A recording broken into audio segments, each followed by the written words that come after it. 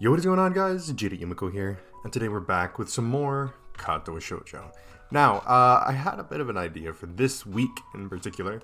I'm going to try and post every day of this week. So, I already got Monday out of the way. Today's Tuesday. I'm going to try and get it done.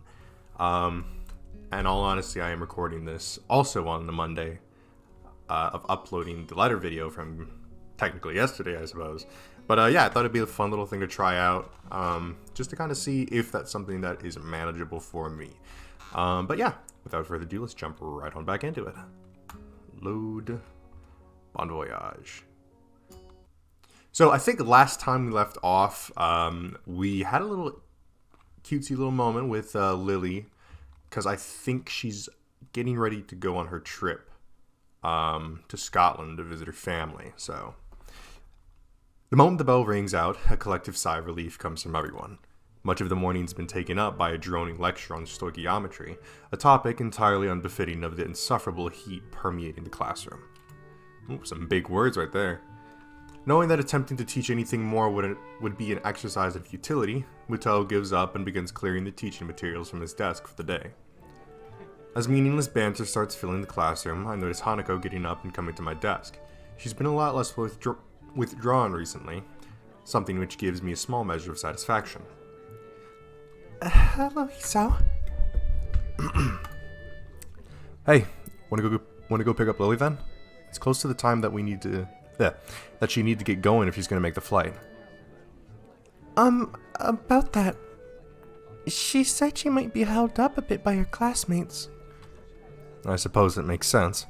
Her class usually gets off a little earlier than ours, so Lily would normally have just come to our classroom. Her class must be sending her off. Well, never mind. We can wait outside her classroom for once, right? She gives a small giggle before nodding, the two of us taking our things and leaving for 3-2's classroom. When we reach our destination, I stop in idle amusement at the scene inside. One of the shorter girls from the class has Lily wrapped in an enthusiastic hug, her head no higher than Lily's chin. Her other friends, of which there are several, are gathered around her as well. Lily simply smiles kindly and hugs her back. I guess Lily must be pretty popular. Compared to Shizune's harsh but fair dictatorship of 3-3, Lily seems more like a mother figure for 3-2, to say nothing of her height and looks. Kenji's pointedly cool demeanor as he packs up his things at his seat in the back corner of the classroom is expected. He's no doubt far from a fan of the fuss being made about Lily's leaving.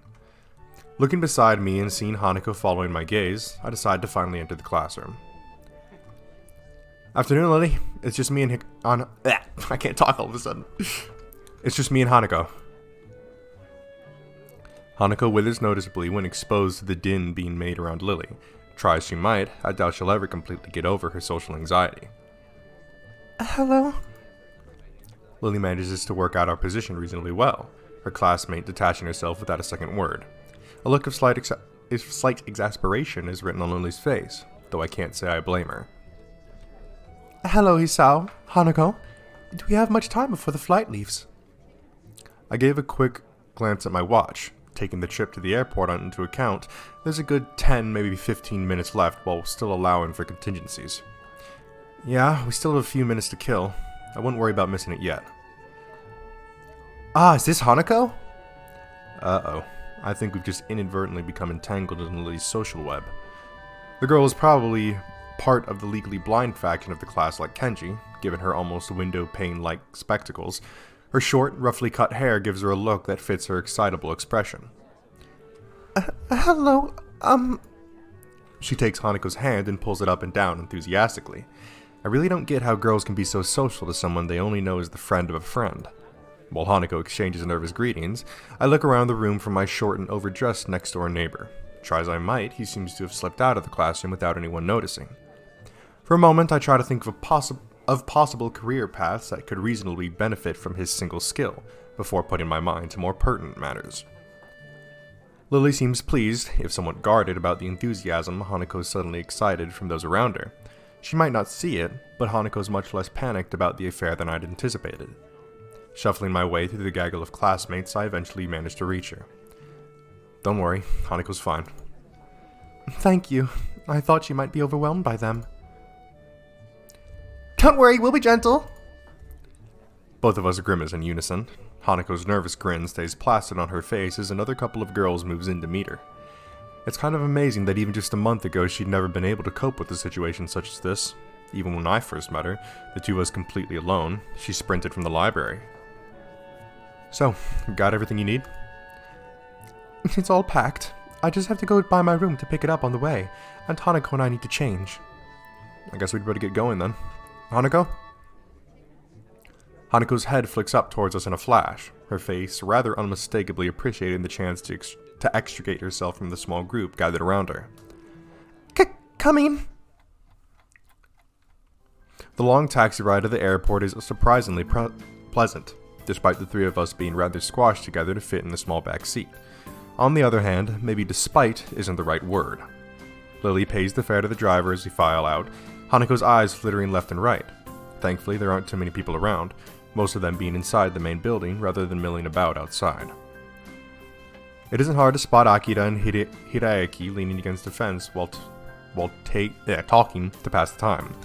A large black travel bag, complete with wheels and travel handle, leans against the fence alongside them. Hiraeki's the first to notice us, pointing us out to Akira, who gives an over-enthusiastic wave. Hey! Hey! I grab Lily's travel bag for her as we go to meet the two, earning a nod of appreciation. I've got all my stuff here. Oh, well, what the hell was that? I've got all my stuff here. You got yours? Plane ticket as well. Don't worry, I have everything. You? Yep, all ready to go. I forget what kind of voice I gave her. Her, him, I don't know. Not without some problems along the way, I might add. This snide remark has his head roughly dragged around by a firmly clamped on hand. Haha, yeah, I kind of sort of forgot it was in my trousers pocket. Trousers that I'd put in the wash. Oh no. Don't worry. Did you know that you can just print out tickets if you order online nowadays? It's really cool. Hiraeki's pained expression says that this wasn't a solution found quickly. It could have been worse, I guess. We'd better start off then. Check-in should be ready now. Yeah, you're right. There's a certain amount of wistfulness in both of their voices, to say nothing of the people left behind. Meeting their family again after all these years would be big for them. Lily. Hanako wraps Lily in a gentle hug to say goodbye, one which is warmly reciprocated. Lily and I share a brief hug afterward, each of us saying our goodbyes. Besides us, Akira and Hiraeki break off from a small hug and a word or two between them. It would probably look quite nice if not for the almost comical height difference between the two. Lily takes hold of her sister's arm once all that needs to be said in the farewells is said, the two walking past the huge glass doors. Goodbye, Hisao. Hanako. See ya! Don't do anything stupid, shorty! We wave at them until they disappear from sight in the throng of people moving about inside. And then, we're alone. Well, that's that. I turn to see Hiraeki already beginning to walk off. See ya! He throws a hand in the air in a manner I'd expect of Akira. In the end, it's just Hanako and me left standing outside. I rest my hands on her shoulder. She absent-mindedly gazes towards the front of the doors of the building, as if she might catch a glimpse of either of the two before they disappear. Don't worry, the time will pass fast. She hesitates for a moment, but eventually nods. With the scorching heat of the summer sun beaming down on us, we make our way to the nearby bus stop. It's strange, really. Just when I'd begun to see Lily differently, she leaves on what almost feels like a pilgrimage to the past. In a way, though, that's just what I've been doing since coming to Yumeko. As much as I may reflect on everything that's been happening to me, I really am hardly unique. Everyone has their own circumstances, and separate paths to get where they are now. Yet I still can't really work out how I should proceed. My life may have practically been reset, and I still can't find anything that satisfactorily fills the hole I still feel in myself. Maybe Lily's leaving will be a good thing for me. Without her to lean on, I'll need to do more for myself. I'll have to be there for Hanako as well. It feels strange to have so much changing so quickly after my months in that hospital that seemed to exist so separately from reality. But that's all the more reason for me to keep focused. I can't let any opportunity slip out of my fingers in my attempt to rebuild my life.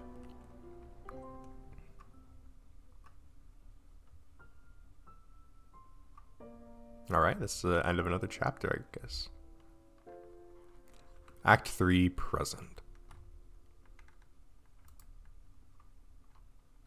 Alright. I rest my chin on my hand as I absent-mindedly look out the window. Yet another of Mutao's lectures droning on and on as if it were endless. The summer sky is almost alluring in its bright cerulean splendor. Only the odd passing cloud breaks up the deep blue expanse. This feeling of longing is probably the outdoors side of me yearning to escape. Nakai, could you answer this? That side of me is lost at the past now, though. In that case, I think you would use the ana suffix? Correct. Moving on, the suffix for... As my attention towards Mutao slips once again, I spot Misha giving me an enthusiastic thumbs up, and nod at her to settle her down. It's been a handful of days since Lily left for Scotland, days which have passed relatively peacefully. Life largely continued as usual, in contrast to what I'd expect. While thoughts of her have danced around on the edge of my mind since she left, present events managed to subdue them, at least for the time being. So I find myself idly chatting with Hanako as usual, when lunchtime finally rolls by. Are the later ones in the series good as well? Not really. You're probably best off just sticking to the original. His later books didn't live up to it, other than maybe God Emperor. Thanks. I wasn't sure if... As Hanako steps to the side, I see Shizune stride up in her typically business-like manner, flanked by her ever-present bright-haired shadow. Try as I might, I can't read any hint of their intent from their faces. Shizune's poker face and Misha's seemingly boundless cheerfulness are a devilish combination. Morning, Shizune. Misha. Hi. I accentuate the greeting with a nod to Shizune in order to get the point across. She promptly and curtly returns the gesture to both of us. It's been a long while since I've really talked to either of them. For a while I thought they might be avoiding me, but I eventually came to the conclusion that Shizune really isn't the type to do so. Morning! Shi-chan says that Mutao wants to see you sometime. Because of this statement, my face contorts as if I'd just eaten spoiled food, giving Misha no end of amusement. Anyone would think you were in trouble, Hee-chan. You might not be aware of it, but you have the least to worry about out of anyone in the class. What an unexpected vote of confidence. Even Hanako nods hesitantly to affirm the point. Thanks, I'll keep that in mind. There was something I wanted to ask you, though. And what might that be, Hee-chan? I have a feeling this won't go over well, but here goes. Is there any reason why you and Lily don't get along? It seems like even a little civility would help you both in your duties. Shizune's cold stare after Misha happily signs the words stops me in my track. In hindsight, I really could have worded that better. Out of the corner of my eye, I'm sure I see Hanako move back. Just a little. Thankfully, Shizune notices this and lets her temper dissipate as she forcefully runs her hand through her hair to let off steam. Perfectly on cue, Misha begins interpreting the second Shizune's arms begin to move. I would say that such matters aren't relevant to you, but since you seem to have befriended Lily... She pauses to adjust her glasses, evidently attempting to articulate her point in the best possible manner. Well, I assume the same of her. I cannot really call my own views on the matter unbiased. Suffice to say, we were close before than we are now. Closer. Shizune makes a quick gesture to Misha to stop her from interpreting, then has a quick meeting with her before proceeding. The fact that the two can communicate so easily yet so secretly right in front of us is slightly disconcerting. Hanako seems to share my curiosity at the proceedings, looking on with thinly masked interest. As they finish their opaque conversation, Misha looks slightly deflated. I guess her opinion on the matter wasn't followed. Shi-chan says you should ask Lily about it, as she doesn't want to be the one that gets you involved. Well, I'll just have to ask her after she gets back. At least I got some information on Shizune. The two having been on close terms, that they weren't always at each other's throats, or at least not quite to this extent. I understand. Thanks anyway. With a nod and a farewell to the two, break away.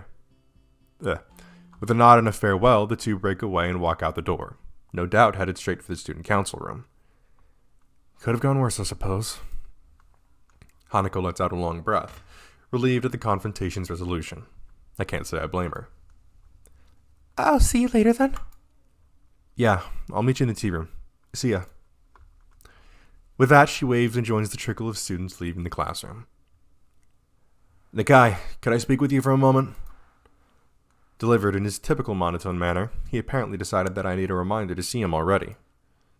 Eventually, I finish packing my things. By the time I reach his desk, the classroom is close to empty. Yes, sir? He looks up, taking measure of my face before giving an awkward, rather obviously acted chuckle. No need to feel guilty. You're not in any trouble. I just wanted to ask you something I've asked a few of the other students so far. That's something, at least. For a moment, I thought my maxim of keeping my head down and pen up had failed me. So, what did you want to talk about? To start with, what do you think of your progress in this class so far?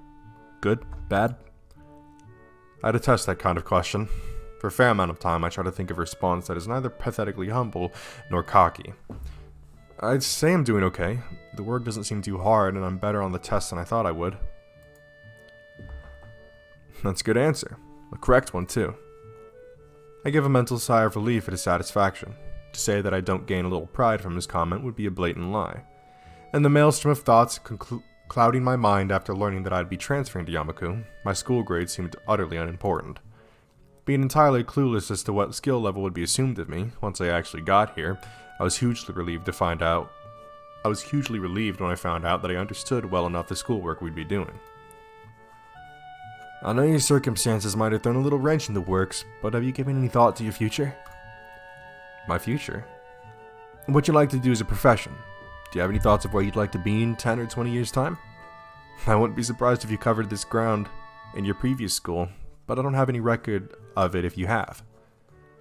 I suppose the last year of high school is a time when students would need to be thinking about such things. To be honest, I really hadn't lent it much thought compared to my immediate situation.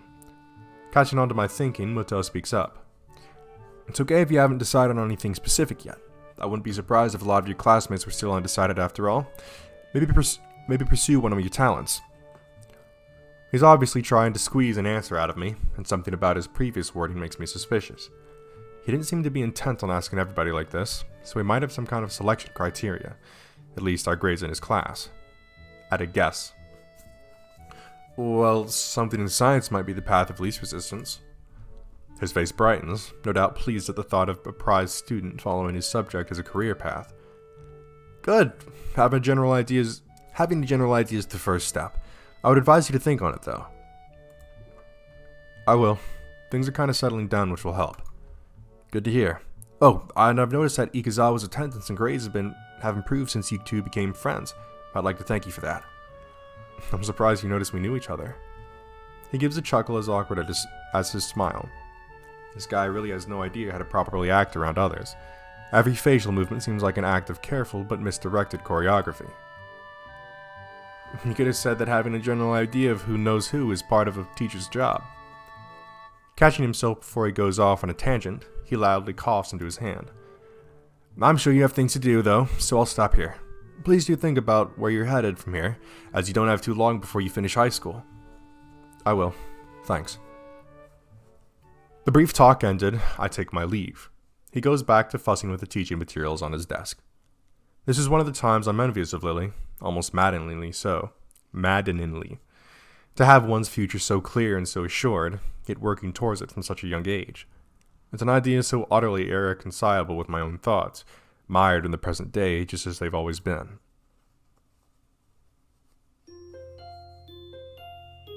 Oh. A different ending tune?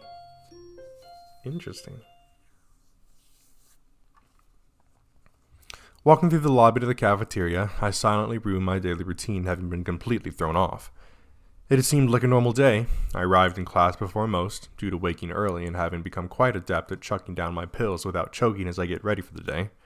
But as a student trickled in, one never materialized. Hanako. I stepped inside, my eyes scanning to the expanse of the cafeteria in search of a suitable place to sit. it's a task made more difficult by the groups of students moving about and busily talking. Gah. A hand pounds my back hard a couple of times, severely winding me. I couldn't care less about the culprit as I focused my thoughts on my chest in a near automatic reaction. My hand instinctively tightens on my breast, and I start going through the steps I rehearse in my mind every other day. Breathe steadily, in and out.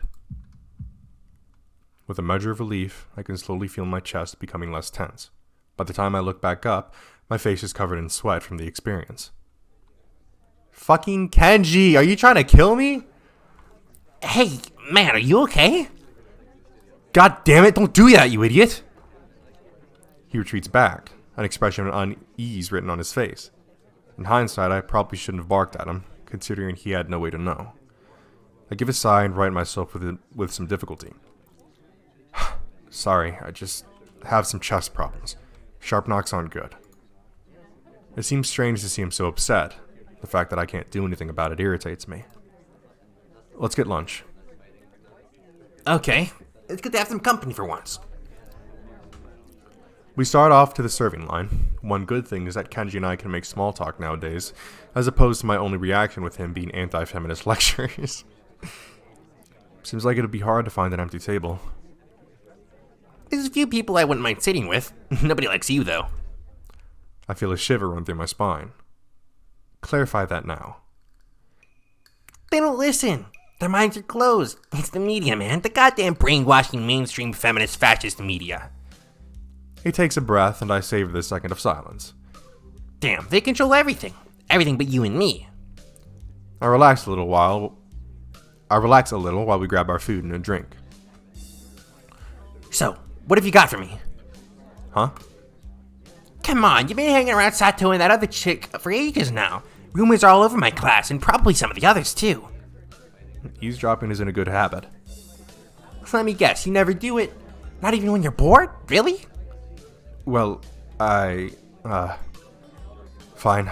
Point taken. Both of us stopped to have soup ladle into a couple of small bowls. I can't talk! Both of us stopped to have soup ladled into a couple of small bowls and placed onto our trays. The concoction that lands into the bowl looks pretty questionable, but at least it smells reasonably good. Fuck, I cannot speak today.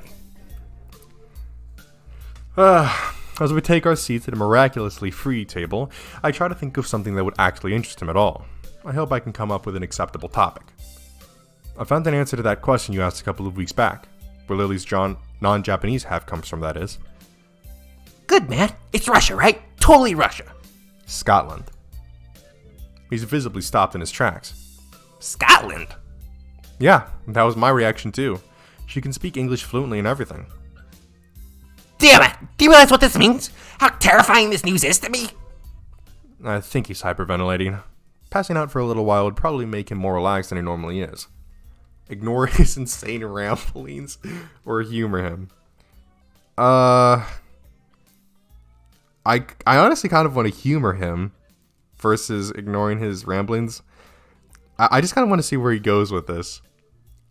Because he seemed pretty adamant that she was Russian, but now he seems pretty messed up by this revelation, if anything. I guess we'll humor him, right? I have no idea what it means. Enlighten me. I just lost 1,000 yen, man! 1,000 yen! Damn, this is the worst day ever. You're kidding me. You made a bet about our nationality? One of the dudes in my class was bugging me about it. I gave him some of my wisdom, and he had the audacity to say my logic was wrong. So what did he think? Germany or something, it doesn't matter. What matters is my 1,000 yen. Damn, this day is ruined thanks to her. What a bitch. He looks utterly devastated as he wolfs down several clumps of his soggy soy-soaked rice. It only takes a few mouthfuls before he pokes his chopsticks at me, stabbing the air repeatedly in revelation. Mike, what? Didn't your mother ever tell you not to speak with your mouth full? He gives me a dirty look before choking down the rest of the food left in his mouth and taking a gulp of juice. It's rather unsightly. Remembering my own food sitting in front of me, I decided to get the task of eating the cafeteria food over and done with as fast as possible. The sooner I do so, the sooner the experience will be over. So, as I was saying, why would anyone want to live in that place anyway? I mean, what's there to see? Grassy plains? That's it. Lots and lots of grassy plains. And men in kilts. I'm not sure which is worse, this food or his worldview. I can feel my face being dragged down by the combined weight. Not that he'd notice or care. It's not that bad. Why do you care about her so much anyway? She's just your class representative after all. He gives me a malevolent chuckle. Were this anyone but Kenshi, I'd feel uneasy at how he sounds. I finally found the chink in the Feminist Legion's armor. It took me a while, but I'm confident that this is going to be how we can bring down the whole system. I'm about to blow your mind. Are you ready? I tune out his rambling for a moment as I finish my rice and start on the unappetizing soup. One taste is enough to confirm that it's cold. Ready as I'll ever be. I confirmed that Lilies in the Mafia. What? Alright, stay with me for a second here and I'll describe the scene. I wish I could do otherwise. Lily's there, walking down the street after school. You're not stalking her, are you? Oh, damn man, I do have some sense of self-preservation. But not dignity, or morals, or social standards. Anyway, as I was saying, this car pulls up next to her, and guess who steps out? A man in a pinstripe suit. Waves her in, and the two just leave like that. I'll tell you, man, she's under protection. Under protection. A man in a... Oh, I can see where this is going now. It takes effort not to sigh in exasperation. Let me guess. This man was about average height, had a slightly slender build and blonde hair, looked foreign and smiled a lot. He looks positively stunned. I take advantage of the moment of quiet to quickly gulp a mouthful of cold soup. It seems you're more observant than I thought. Yes, I've chosen well. He giggles a little and nods to himself so dramatically that it looks comical. I can't tell whether that's intentional or not, and that fact makes me frown. This is important ramifications, you know? If he really is connected to people like them, and we're smart about what we do with this information, we could turn this into our greatest weapon against the student council. Once he starts rambling into conspiracy territory, my juice suddenly becomes of much more importance. Only half listening to his pontifications, my mind drifts to the matter of Lily and her antipathy for Shizune. The past between them is steadily becoming more coherent, but I'm not even sure if I should be learning of her past this way. Indeed, even if I do work out what went on, it really doesn't seem like my business to go and interfere. Damn, not having Lily around is making my thoughts wander. I'm noticeably more bored and sullen without her company, and the same goes for Hanako. All we do during lunch anymore is eat and play chess. Come to think of it, I need to go check on Hanako after school too. Considering her much improved attendance, I'm guessing that she's come down with something. Oh, Nakai? I stop as I'm about to leave the classroom, turn on the ball of my heel to meet Mato. He's holding out to me a couple of the worksheets we'd worked on during the day with his long, lanky arm. Would you mind giving these to Ikazawa? I normally ask one of the girls to do it, but I assume you'll be checking on her.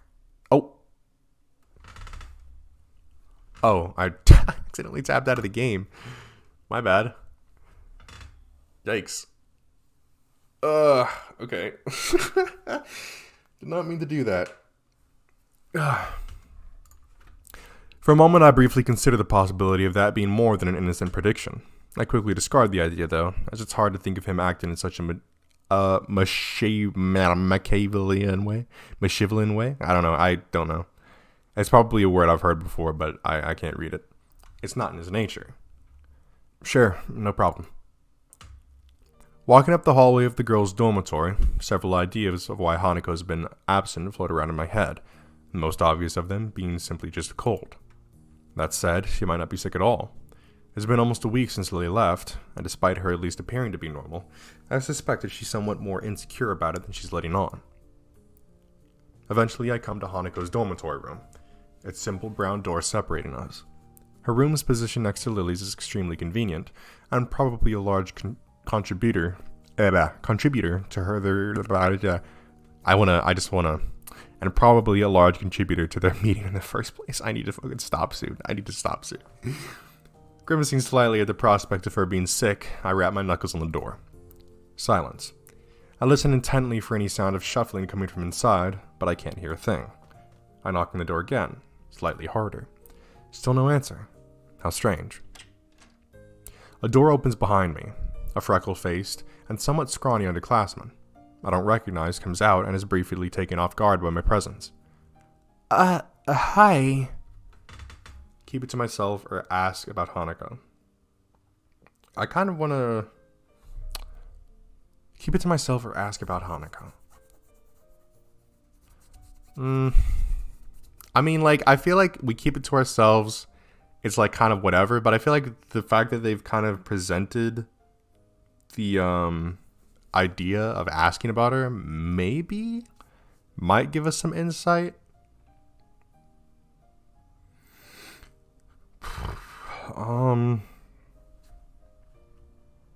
This is kind of difficult because maybe she knows something that we might not know, but at the same time, is it really her business? And then, like, what if it's a thing of like, oh yeah, Lily comes back, and then she's like, oh yeah, that boy was coming to visit her, and yada yada yada after school, like. I mean, she's already seen me. Fuck it, whatever. Let's keep it to ourselves. It's none of their business. Hey, sorry, don't mind me. I think the situation with Hanako should be kept as private as possible, for her sake. I don't really know anything about what's happened to her, and my gut tells me that it's not physically sickening. It's not physical sickness that's befallen her. She doesn't need rumors going around about her. As much as it pains me to think so, she'd likely prefer to keep her status as a strangely ignored member of the class over having people talk behind her back. Whatever. With that, she turns around and walks down the hallway without a second thought. How rude. Scratching my head, I make one last attempt at getting Hanako to answer as I knock on the door one more time. Hanako, it's me. Muto told me to drop you off some stuff. For a while, the attempts just seem as unsuccessful as the last. Just before I slip the sheets under her door, though, I can hear the handle rattling. As the door opens halfway, I do my best to look Hanako over as quickly as possible. It's a task made somewhat more difficult by her oversized gown hiding so much of her body. She doesn't look sick, or at least not immediately so. To be honest, I'd have preferred that to her expression right now. Hi, Hanako. Muto wanted me to give you these since you weren't in class today. I hold out the loose sheets, which she tentatively takes in her hands. The way she moves is weird, devoid of thought, as if she's some kind of mechanical automaton rather than a living being. Alright, you know what? I'm gonna go ahead and cut it off here, because I'm struggling to speak. Yeah, I'm sorry, but yeah, I feel like we're getting to a scene here where it's gonna be a little bit more important, and I don't want to be over here like fumbling over my words, struggling to like read basic sentences. That's what an early morning does to you, though. But yeah, I mean, obviously Hanako's gonna have some problems with Lily being gone. It's similar to what happened in her own route when Lily left. We kind of had to go and console her a bit, which was a little bit easier because we had obviously been building a relationship with her. But yeah, I do wonder kind of how long Lily's going to be gone in this one, because in Hanako's route, Hanako's route, I don't think Lily actually ever came back before we finished Hanako's route. So, you know, I wonder if Lily's going to come back in this one, which I would assume she has to. Because I think each girl has 3 like stories, or like 3 chapters, I guess, segments. So this was like past, this was present, so I guess the next one's going to be future. But anyways, this is going to be it from me. I hope you guys enjoyed. If you did, make sure to leave a like on the video and tell me in the comment section below what you would like to see me play next. If you enjoyed this video or any other videos or series on my channel, then I highly recommend that you hit the subscribe button and turn on post notifications so you'll be notified when one of those videos comes out. Anyways, that's it from me, and I'll see you in the next one.